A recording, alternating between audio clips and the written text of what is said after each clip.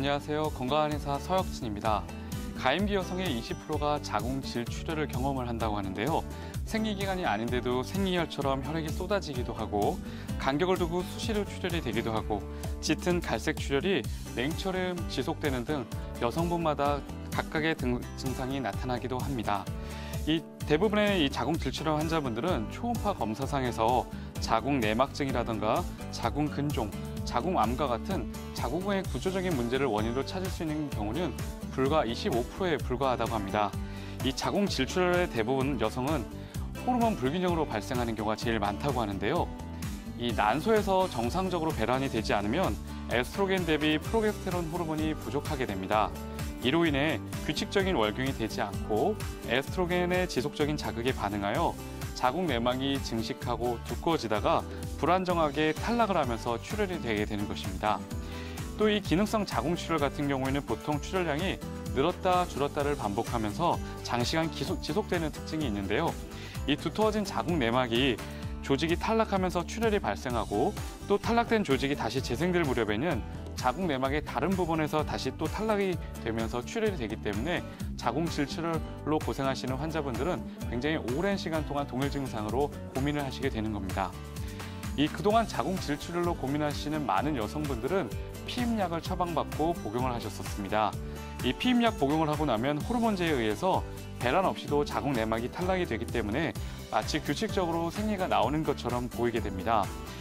그런데 이제 피임약 복용 후에는 도리어 치료를 어렵게 할 수도 있습니다. 이 피임약 복용 이후의 규칙적인 출혈 덕분에 자궁 내막은 과하게 두껍게 두터워지지 않기 때문에 기능성 자궁 출혈이 마치 해결되는 것처럼 보이는데요. 하지만 복용을 중단하고 시간이 지나면 다시 출혈이 반복되고 추가적인 자궁 질환 발병으로 치료가 더욱 어려워지는 경우가 상당수입니다. 자궁 질출혈 때문에 고민을 하신다면 한방 치료를 강력하게 추천드립니다. 보통 3가지 단계로 나눠서 자궁 질출혈을 치료를 하게 되는데요. 가장 첫 번째 단계는 바로 체질한약 복용입니다. 체질한약은 자궁에 위치한 하복강 혈액순환을 늘려주기 때문에 여성 호르몬의 정상적인 분비를 늘려주게 되고요. 두 번째로 자궁에 위치한 하복강 쪽으로 따뜻하게 해주는 신부온열요법은 흥분된 자율신경을 동시에 안정시켜주기 때문에 여성 호르몬의 분비의 균형을 더욱더 빨리 찾아줄 수 있는 좋은 방법이 됩니다. 세 번째 단계는 바로 골타요법입니다. 골타요법은 척추나 관절부의 틀어진 부분을 바로 맞춰주는 일종의 교정 치료인데요.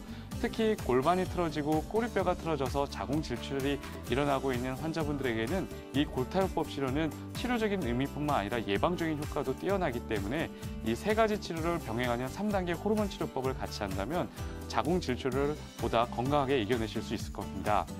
보통 이제 한방 치료를 하게 되면 이 자궁 질출혈의 회복 속도가 굉장히 빠른데요. 보통 2개월 내에 자궁 질출을 멈추고 정상적인 월경을 하는 경우가 대략적으로 한 33% 정도가 된다고 합니다.